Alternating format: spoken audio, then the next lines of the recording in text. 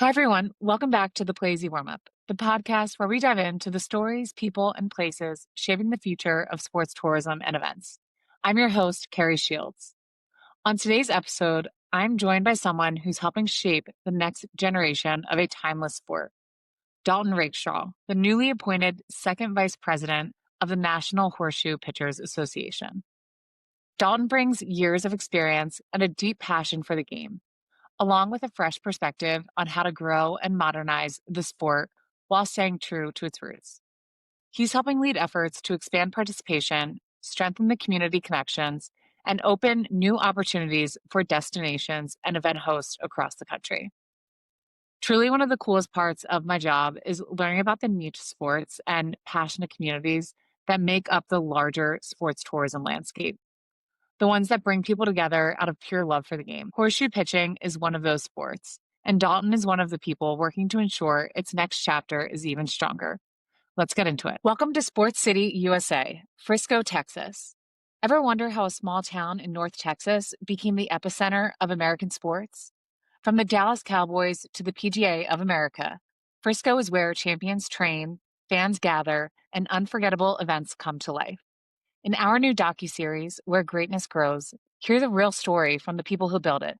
City leaders, sports execs, and visionaries who turned Frisco into a powerhouse for tournaments and meetings.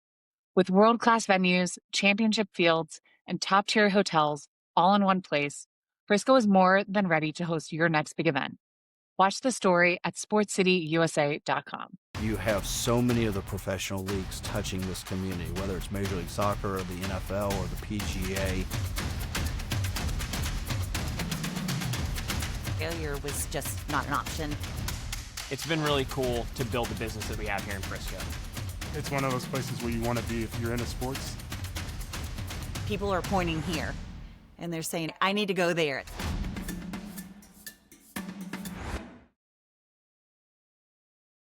Dalton, welcome to the Playeasy Warmup podcast. Thank you. It's good to be here. Yeah, we're excited to have you. Could we, just to start us off, could you share a bit about your story and what first drew you to horseshoe pitching? Yeah, sure. So I'm 29 years old. This is my 20th year with the National Horseshoe Pitchers Association.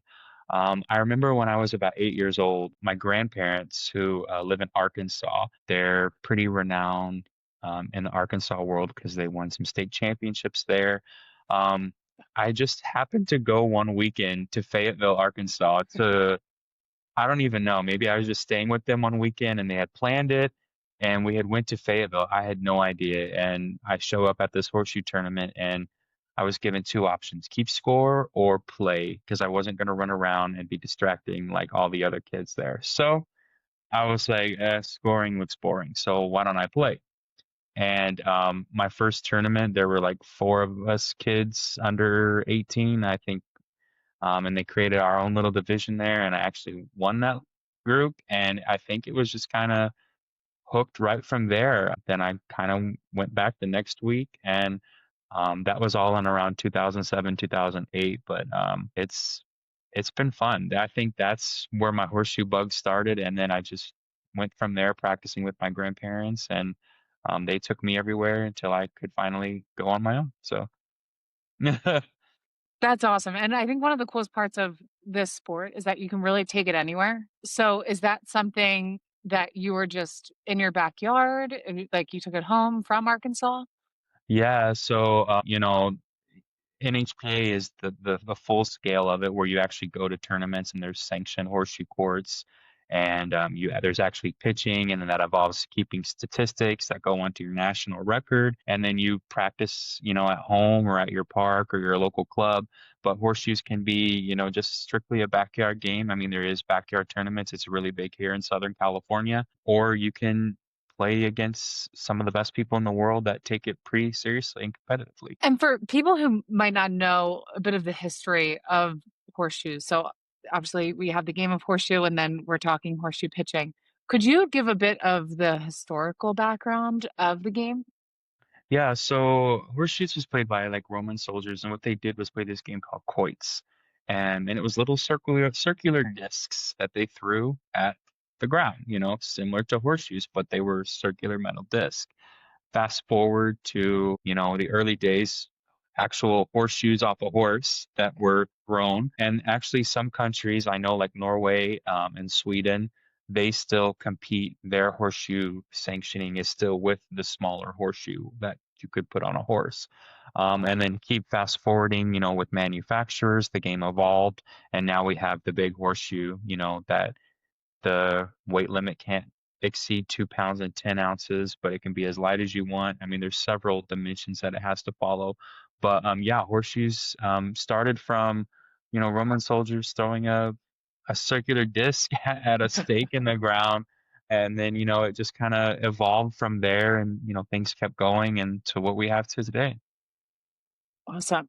And for those who might be listening who might not be familiar with horseshoe pitching, how would you describe the game? I don't want to say fast paced because there are some players that do take it pretty slow. At some points, if you don't know what you're looking at, could be boring for some. Yeah. But no, I would describe it as very competitive because it's just like any sport, like basketball. Once you step on a basketball court, or football, once you step on a field, the players and competitors are very just headstrong in the moment. You want to win, you want to dig, you want to find that clutch offense, defense, you want to go through it, and you want to pull out that victory. But when you're off the court, that's when the friendships, that's when the camaraderie evolves into our sport. And that's the one thing about our sport that we, I don't want to say harp on, but we kind of just totally encompass is the family aspect of this sport and the friendly camaraderie of the sport. Yes, on the court we're competitors and we want to just go at each other's throat, but after it's over and when it's said and done, it's not uncommon for let's go to dinner. Hey, you're in town, stay at the house. It's a friend sport that's developed into a lifetime of fun for some people. Yeah. I love it. And I've said this a few times on this podcast, but when we started Playeasy, we only had about 10 to 15 sports. So it is so cool to see a community that we didn't even know existed, Mhm. especially ranging from, as you said, you are in your late 20s and have been a part of the game for 20 years and you're Mhm. playing with your grandparents. And so could you speak a bit to the community aspect of your organization and why it's so Yeah. important? Yeah, so I mean, we have youth play that are 5 and 6 years old, all the way up to elder men and women that play at 90s. And that's kind of like I said, that's what we kind of encompass. That's what we kind of look forward to. It's not uncommon for in the same tournament and in the same competitive division to see a 6-year-old playing a 80-year-old person. And it's friendly. It's not like in football and basketball. There's this sometimes clash and stuff. Speaking to the family aspect of it, everybody comes from every different walk of life. And I can speak to this because, like, Team California, we competed at the Team World event in last May, and we were the 7th qualifier. So who do we have to play right off the bat? The number 2 qualifier in the tournament in the finals. And, it was Missouri, and, they, put the hammer on us. But at the end of the match, we all took a photo together and we posted it on socials. And the thing behind it was, we all come from different aspects of life. We all walk in different shoes, but this sport brings us together as a family, and we can look past each other's faults. We don't even know what other people have. We don't even know what other people are going through, but we can all come together as a community, and we all, it's kind of funny. It's horseshoes is different. Horseshoe pitching is different because we want to know if you're hurting. We want to know if you're going through something, and we're a community that builds each other up in strength. And sometimes you don't get that with some competitive sports. If I'm comparing it to like NBA or something, maybe some of the top Steph Curry and maybe LeBron, I don't know, if they may not know what the other one's going through. Yeah, they're friendly, but we're to the point where it's hey, come to the house, or let's hang out, let's go out for something. It's not uncommon for horseshoe pitchers community to lift each other up and just be together for a whole weekend. When we have a horseshoe tournament, world tournament or state tournament, it's not a we look forward to the competing, right? But afterwards, it's like, hey, where's the party at tonight? Where's the hot tub going at tonight? Who's got the drinks tonight? That's kind of where we build more and rekindle our friendships is through that kind of scenario. That's awesome. And it's clear just through looking at your social media and all of the information and videos and clips around the events that you're hosting. It's clear that you have that core camaraderie, which is always great to see through any sport. So you have just become the second VP of the National Horseshoe Pitching Association. Correct. What is the NHPA and what are you most excited about in this role? So the NHPA is everything to me. I took this over. I was appointed to this position because the previous person had resigned. I was formerly on the council, but I had resigned to go back to school and do some day job stuff. So I took over the position, and in my role, I'm what they consider the World Tournament Coordinator. I go to like these sports conferences. Some of you may know, like Teams is coming up in a couple of weeks. Connect, Sports ETA, relationship, stuff like that. And I speak with the DMOs and CVBs about our event and hosting our destination. So that's kind of my title is to coordinate everything encompassing and involving the World Tournament, from venue to banquet to, just everything that needs to be completed to have a successful event. That's kind of my role, and I kind of oversee that. I'm the middleman between us and them. So that's kind of what I do. In a nutshell, I'm also in charge of the marketing team, but I have some directors behind me that handle the team, but it's kind of my overshadowing. So yeah, that's kind of what I do there. And just have another job on the side, which I can't imagine how much time that takes. But you guys are growing at a pretty fast pace, and you right now have 4 open RFPs on Playeasy. Can you walk us through what kind of events or host opportunities those are? Sure. So I know exactly what you're talking about. We just voted last night to close out the 2028 World Championship RFP. So I'll need to update that. Thank you for the reminder. Awesome. No But problem. our main event is our World Championships.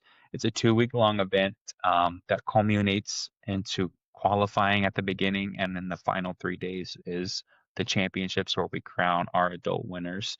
And our youth competitors are crowned during that time as well, earlier in the week. So that open RFP is now for 2030. So we're booked pretty far out in advance, which is a good thing, and it's a bad thing all in the same time. But we're working it's very well. So that's what I go and solicit at these sports conferences in general, just because that is what that's the big picture for us. That accompanies upwards of 1,000 players. Post COVID, we've not seen that, but we're hoping next year we can pull that off, just because we're going to a location. We're going to Wausau, Wisconsin. I have partnered with Visit Wausau. And we're just hoping that we're going to a place that our larger horseshoe charters with membership are surrounding. So we're hoping to hit that again. But pre-COVID, we would hit between 1,000 and 1,500 players that would attend our event. We would see 500, 600 peak hotel room nights. We would see 3,500, 4,000 total hotel room nights in the time frame. Yeah. So as a DMO, it's a pretty easy thought process. But our blueprint Yeah. is so large just because we do take up 19 days in a convention center, from setup to tear down to crowning champions. But the blueprint, I've heard, is so large. But we do have some destinations that have come to us 2 and 3 times, have hosted 2 and 3 times, because they love the benefit, because the direct economic impact in their community sometimes is upwards of $8 million in a 2-week time frame period. So that's kind of the big picture there. We have what we call the U.S. Open and U.S. National. These are brand new events that our membership at our delegation meeting, our delegation Congress meeting, have been wanting for a while, because we just host the one major event a year. Well, they would like to see other events, to come through, because horseshoes is like a family reunion that, I've been harping on, that everybody wants to see each other more than 2 weeks out of the year.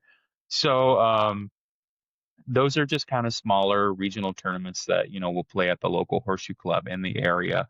I know the Three Bitters do have local facilities there. I know Albuquerque Sports Commission, they have submitted one. Shreveport Bossier, Louisiana, they have horseshoe facility there. And then Visit Hutch in Kansas.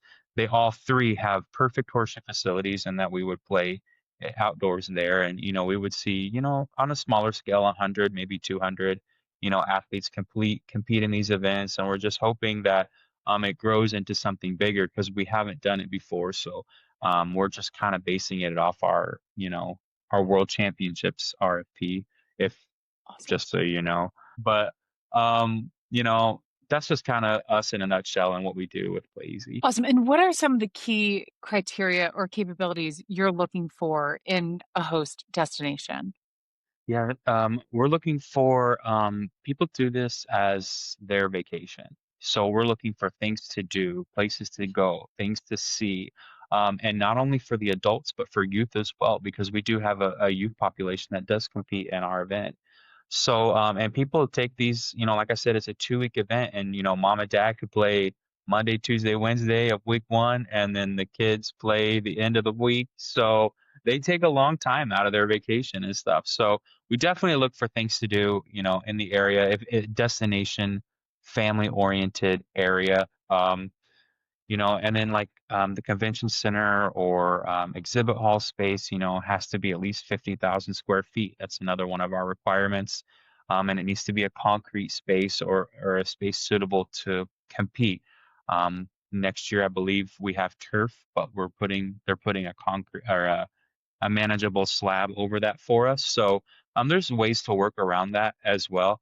And then our major thing is we look at heads and beds versus convention center space. And part of that, if you do the scale or I'm not sure what they call. One person called it, but I can't remember it off the top of my head. But is looking at what we bring in as far as competitors, heads and beds versus what their cost is, and that calculator. That's the word I'm looking for. And then they can, Yeah. and it brings it all the way down to a zero cost fee for us and them, or it's a grant writing for the CPB. But we look to what we get out of a destination, a DMO, is marketing for our event, partnership for our event, and really punching that through, because who wants to play an outdoor event in the middle of July for 2 weeks? You know what I mean? But those are some of the key things that we look forward to. And definitely air conditioned space. We, Okay. I have to say that now because, we did get somebody who's like, oh, we don't have air conditioning. Oh, okay, that's a problem. So, but just kind of some of those things. And we look at, marketing availabilities with the DMO as well. What kind of partnerships can we offer Awesome. you from our standpoint, visuals, and then what you can offer us as well, with your marketing team, how we can partner. And, some of our players do Facebook Live and we have the banners and stuff in the background. We're trying to update our camera system. There's a lot of live feed that we used to do. It's just finding that new uncharted territory for us. So some of the things like that, and trophy sponsor, stuff like that, little things that would go a long way for the DMO, in a sense. Yeah, that's great. And I mean, we are personally going through our first bid cycle for our second conference, the Playeasy Innovator Summit. So I'm seeing firsthand just the importance of that collaboration and partnership with a destination, because it really is a team effort into making your events a Absolutely. success. And so it's been a very eye-opening and humbling experience to go through. And so I totally understand and connect with that. And so this is probably a stupid question, but are your events always indoors, or do you have outdoor events? Are there any other logistical items that a facility has to have in order to host a horseshoe pitching event? So for the World Championships, we are strictly indoors only. Okay. Um, that's non-negotiable. For our regional events, we are out. We can go outdoors, and then we have like Okay. our tournaments that are sanctioned at the local parks through the National Association. That they keep statistics. Those are all outdoors. So a lot of the players do outdoor season, and then like in the Midwestern or Northern states, they go indoors for the winter time. Me living in beautiful Southern California, we play outside 12 months out of the year, 50 weeks out of the year. Yeah. So horseshoes is both. Local weekend tournaments that you keep your records for qualifying and your statistical averages and stuff. Most of those are played outside at local parks. Our regional events are outside. But for our world finals, we are an indoor only competition. Great. And there's a common theme in these conversations that I have the opportunity to have, and it's about growing locally within a city. And so growing your sport and going from there. So you mentioned that the national organization does help support in some way the growth of horseshoe pitching. Could you speak to how your organization is involved in that? Yeah, so with I just took over this, marketing position, last year in September. So the team is really working baby steps on promotional and local um, growth and what tools we can provide to our team locally, because we believe that it starts locally, individually with people at the you know, state level, and how can we provide those tools? So there's several things. We have membership incentives that we provide. We've just recently revised our new membership program to where new members, when they sign up with us, they get these free items, and if they renew after their first year, we provide them with a jersey that they wear. We have membership. Tiered membership. We have a trial, a provisional, and a full membership that people, if they want to get their feet wet, they don't have to take the full dive right offhand. And those probably the two most underutilized programs that we offer in our organization. I'm in charge of the new membership program, and I believe I have only like 3 or 4 charters that really take full, advantage of that. And it's no fault of our own, no fault of, anybody's own, other than, it's, difficult to manage a charter to manage 500, 600 people. And then, oh, wait, our new members, they need to get their, membership incentive. But that's no fault of anybody's own.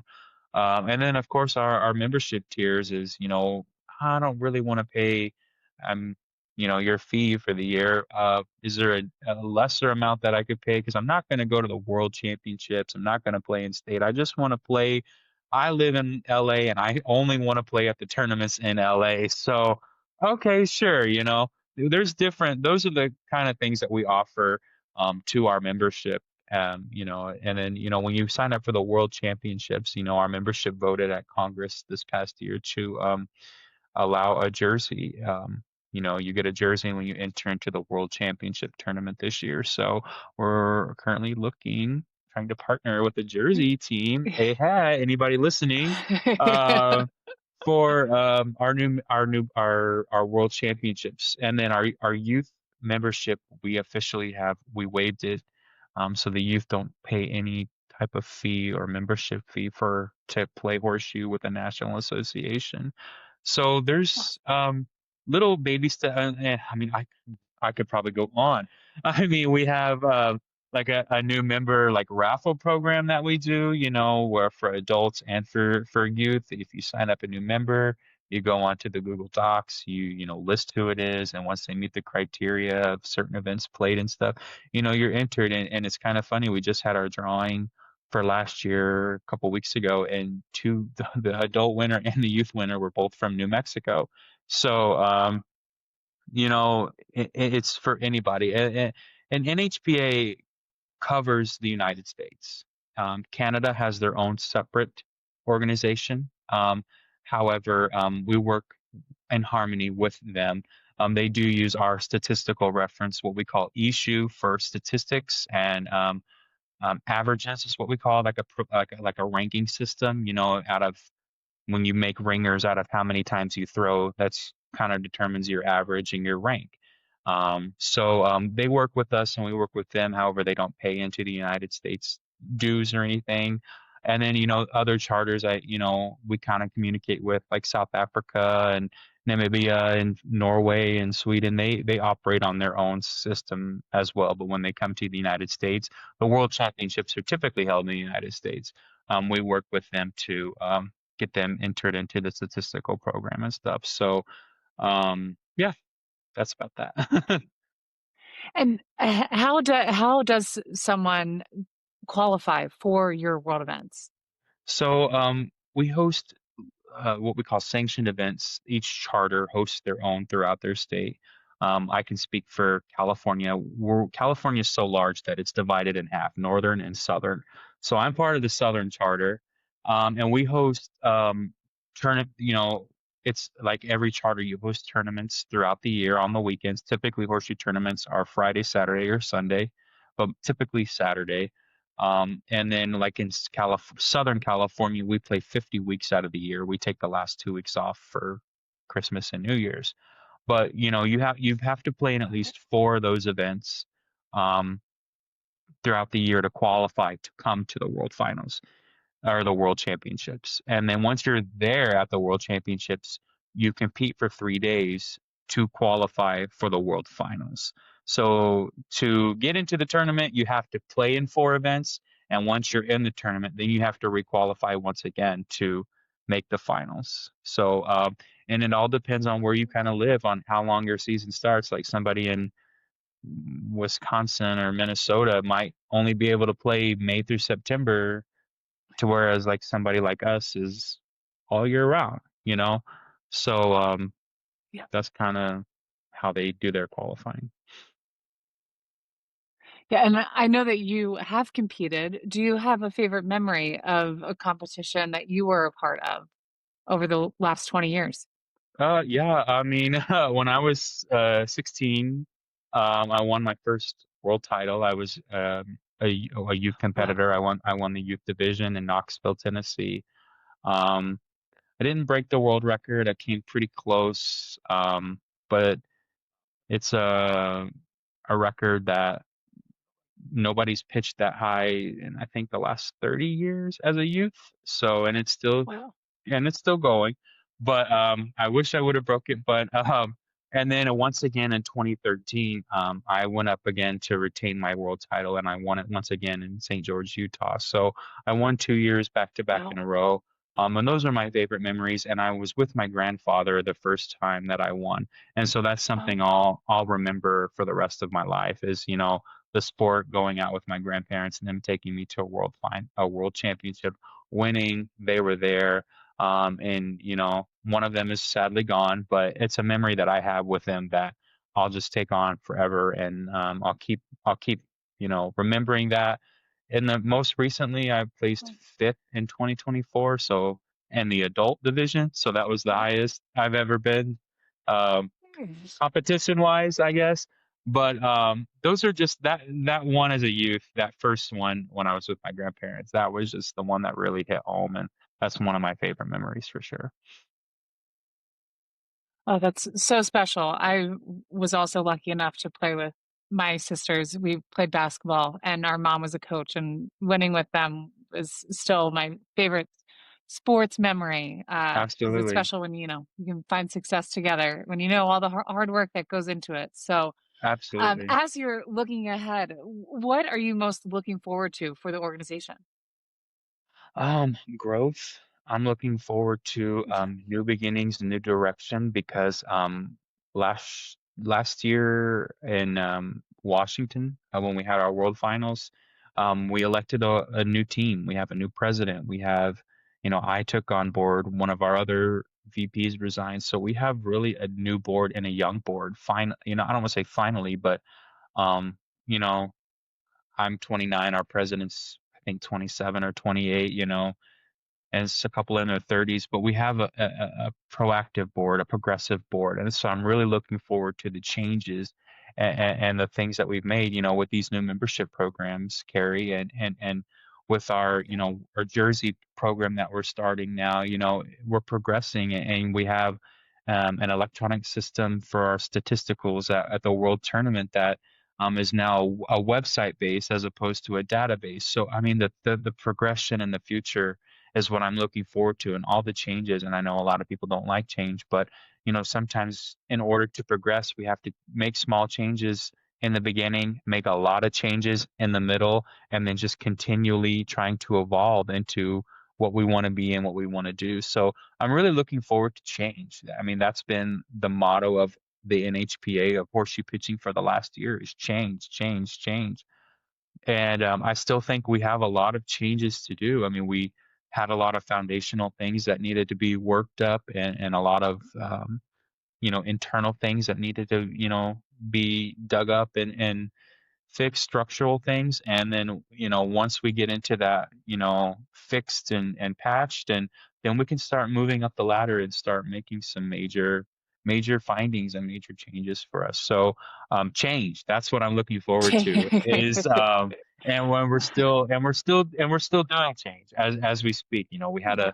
a council meeting last night, and the change there, there's different little things that people may not know or people may not see, our organization may not see, but internally, as the head committee of this organization, we're making these little changes that are going to better off people in the future. So yeah, change, that's what I'm looking forward to. Ch- Change is exciting, especially when you're led by someone as passionate as you. You can see just how much you love the game and want that growth for your sport. And so, what do you see for the sport 5, 10 years from now? 5 years from now, personally, I see a bigger um, organization. And when I say by that is more members, is more, not necessarily more members, but more involved members, more people who want to know the back end of horseshoes in our organization, more people who want to be involved. So in 5 years, I see little structural changes in that way. And in a 10 year, this is kind of the vision of our president that he has now. In 10 years, we see a whole new mass scale of NHPA where we don't necessarily have all these vice presidents, but we have all these positions like CEO, CFO. Instead of making them down into vice presidencies, we have them as, it's ran like a business instead of like an organization. And we have all these subcategories. If I had the chart to show you guys where it would break down, where it breaks down, where he sent us his vision, for the next 10, 15 years, it's really something that we as a council had to really grasp and really understand and know what he wanted to do. And we bought into that, and we're still buying into that. And so, like I said, just a few minutes ago, maybe our organization may not see it right now, or they may not be, privy to what's going on, but overall within 10 years, we're looking and we're progressing towards this change. Our president is talking about in phases. Phase one we hit within the first 6 months, phase two, and we're just keep going. And by his end of his tenure, it's kind of like a presidency of the United States. Like, here's where I want to go with the United States, but here's where we want to go with with NHPA. But but in 10 years, I personally would like to see this whole thing that he has lined up and played out, and it's going to take us buying into that, and then it's going to take our membership. It's just going to have to make a tumbling effect for everyone to come together to make that happen. And um, I don't know, just a lot of change. So it's hard because we're still in the Well, beginning I'm stages excited of it. to follow. But yeah, for sure. Yeah. I definitely can relate to the growing pains of growing a business. But I'm extremely excited to see just the growth of you and your sport. And so, Thank just to you. finish this out, what has been the biggest lesson you've learned in this position? Humility. I've Wow. learned, I mean, I hate to say that, but just it's hard to say. I don't even know what the exact word I want to say, but definitely humility, or something to that nature, because once you think you've got it figured out, you know, something throws a wrench somewhere, and something's not done right, or somebody's not happy, and it's hard to make and please a lot of people. I mean, when you have an organization of 5,500, 6,000 people, it's hard to make all those people happy. It's not like a sports team like Yeah. NBA, where they have 52 or 20 teams to make happy. We have almost 6,000 people to make happy.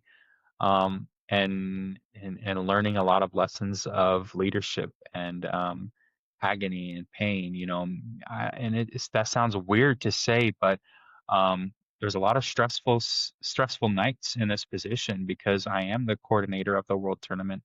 I am looked at, if something's wrong, I'm looked at and held accountable. And it's hard to make those 600, 1,000 people that attend our world championship happy, all of them. and it's hard to not take it personal.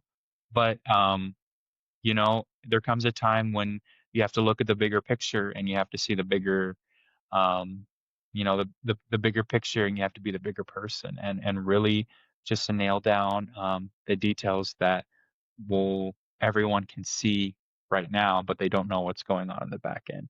Maybe that doesn't answer your question. I don't know. No, it I just I just felt like that was like one of the biggest things that I've had to learn and I've had to overcome.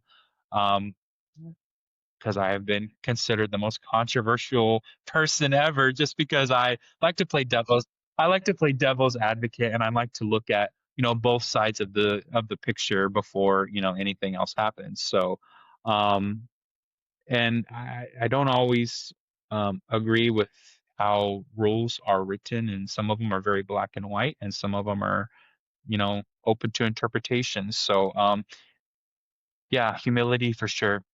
Learning to really get rid of what I feel and what I want, and looking at the bigger and broader scale and saying, okay, this is more than a personal thing. It's for the membership, and it may not be exactly what I choose. It may not be exactly what I want, but I have to, at the end of the day, I'm in a position that I was appointed in. Hopefully I'll get elected next year, because my appointment will be over next July, and I'll run for an election. So hopefully people will see that, and see that this passion that I have is actually for the members. And I've always told the members, this is for you guys, and I really enjoy it. And I do it for them, because this is not my full-time job. This is something I do for fun, but yeah. and I'm for them. So yeah, humility, and just trying to see the bigger picture when sometimes it's not what the case may be.